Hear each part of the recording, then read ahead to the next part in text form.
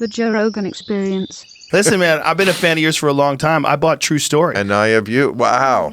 Yeah, I bought that book way back in the day, man. I was living in New York. It was a great book. Thank you. A I very appreciate underrated book on stand-up comedy. I appreciate that. Yeah, it's a novel. Yeah. You know, it's a novelization of my early life. Very accurate, though. Like, you could feel like you lived the life. And, you know, the names were hilarious of the characters you chose. No, I worked probably harder on that than almost anything I've ever done. I would never write Really? I would never write another novel. Well, just to make every sentence, every paragraph funny or telling, no extra words. To me, that's the kind of... What year did you write that? It's funny, I started it in the early 80s when I was still almost living it.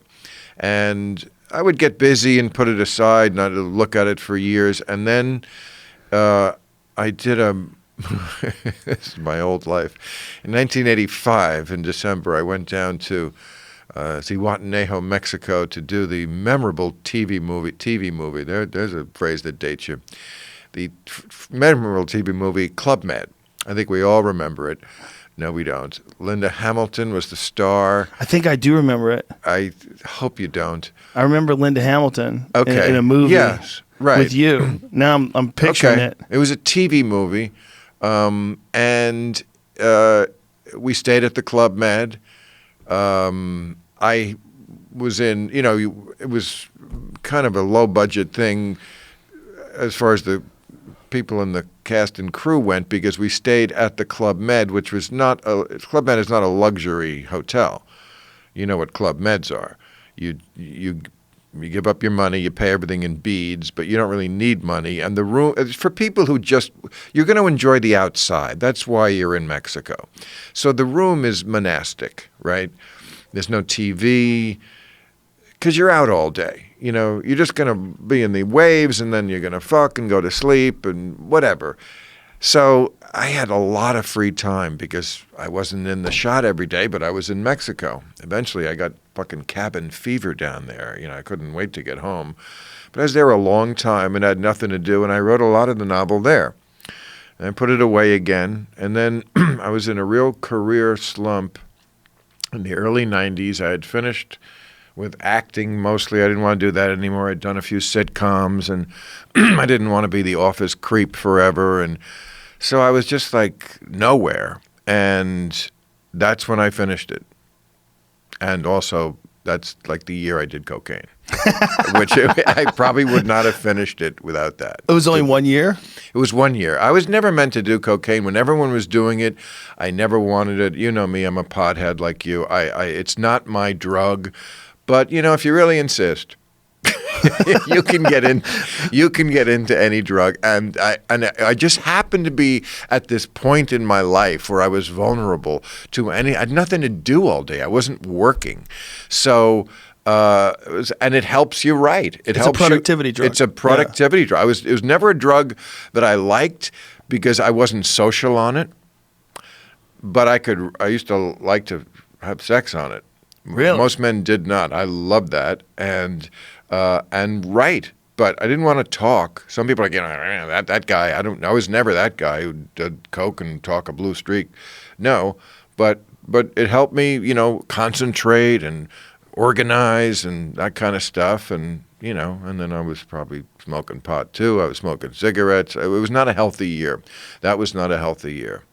I remember, because cocaine, which is kids, that is the worst drug. It really is. Because you get a little honeymoon period, and then that quickly goes away, and then you're chasing that high.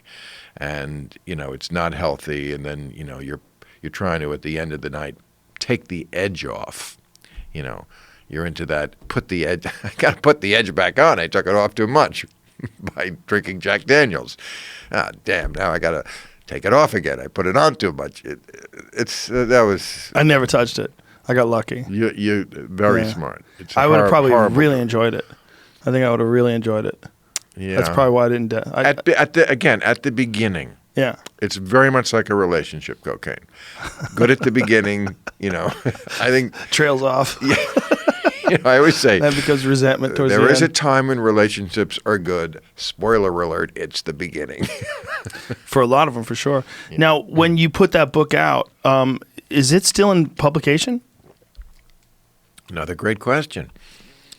I'm finding so much about my own life here. I didn't know because Politically comics, Incorrect was being redone.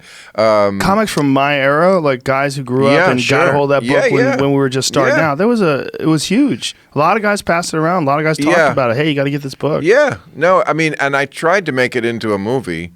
There was many scripts written. I mean, it's my own fault for not pushing that through, I guess.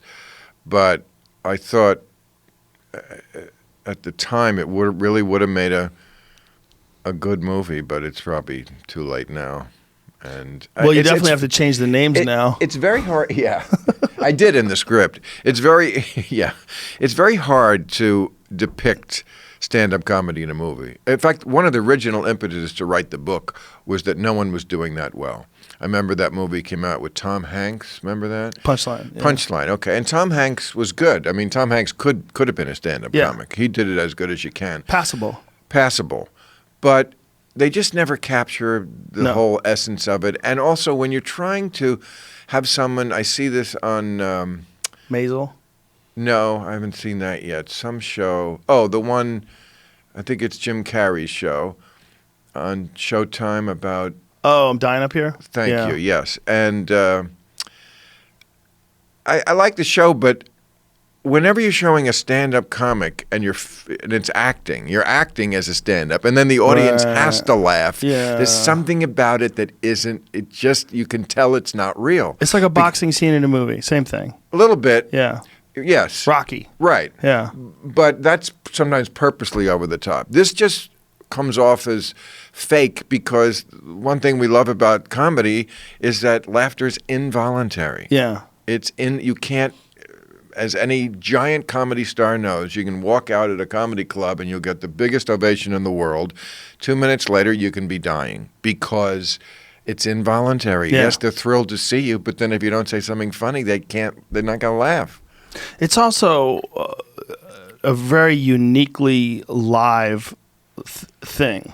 It's like you have to be right. I always say that like if you watch a special on TV, you're getting 60% of the funny. You're right. You have to be there live. If you're there live, you'll get 100% of it. So not only are you watching it not live, right? Because you've got a recording of it, but now it's also a fake recording. So it's a guy pretending to be on stage and an audience pretending to be an audience, and the whole thing is a disaster. Yeah, so maybe it's a blessing in disguise that it they never got made into a movie. They do a pretty decent job of capturing the marvelous Mrs. Maisel does of capturing like the early scene in clubs, like of her going up drunk and talking shit, and then people telling her like you could probably do comedy. Like it seems chaotic and real, but it gets a little less realistic as time goes on. But you watch that show and you like it. Yeah, I like the first 2 seasons. The third season, I'm like, I hope they're not losing me here. And it takes place in the 50s? Yeah. Okay.